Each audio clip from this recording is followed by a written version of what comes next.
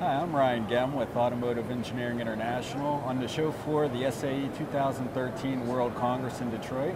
Joining me is Kevin Woock with Henkel. Welcome, Kevin, and thanks for talking with us today. Thanks, Ryan. Glad to be here. First question, how can Henkel contribute to the industry's push with their lightweighting efforts? Well, Henkel is a global leader in the supply of adhesive sealants and surface treatment technologies. So by definition, we are an enabler.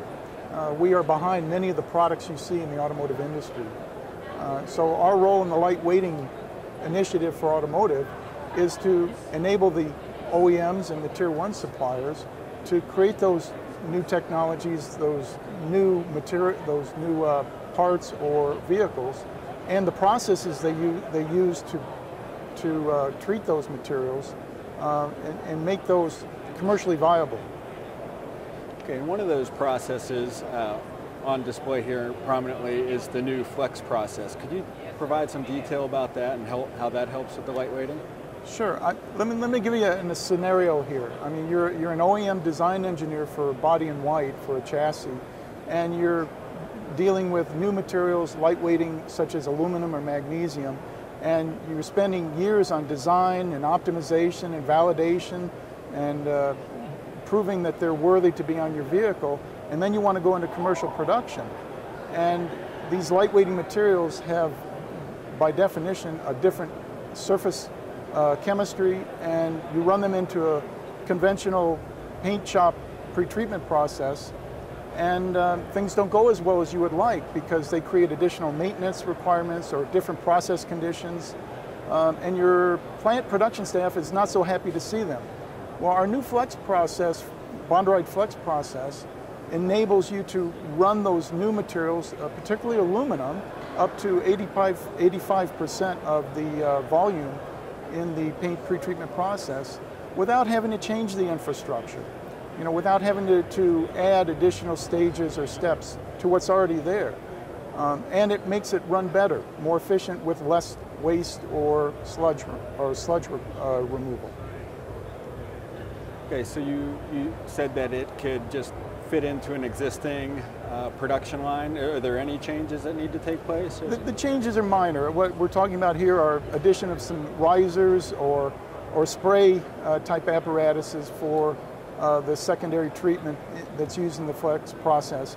But in general, any structural changes are extremely minor and not of consequence to the improvement that the new coating technology offers and the flexibility that it brings to the process conditions. Now, in terms of cost, how does this new process compare to the more conventional pretreatment process? Well, in the Flex process, we're treating both substrates uniquely. The steel and the zinc coated materials are treated with a zinc phosphate coating. The aluminum is treated uniquely with a zirconium oxide material, and because of that, the materials are in separate stages, and you do have the additional cost of applying the zirconium oxide. However, when you compare that to the cost of trying to run those materials, such as higher levels of aluminum above 25% in volume, with a conventional zinc phosphate and all the additional maintenance requirements and the poor performance you may see as a result, the overall cost of the process should be equal to or less. And that's been our goal, and it has been our experience in actual commercial production.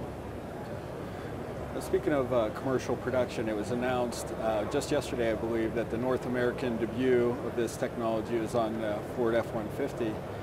Has this technology been used outside of North America previously? And what are the ranges and regions that this technology is suitable for? Well, that's a good question, Ryan. We originally launched this technology in Europe, and we have already 10 commercial production lines running in Europe since 2 years. We have an initial launch going on in China as we speak.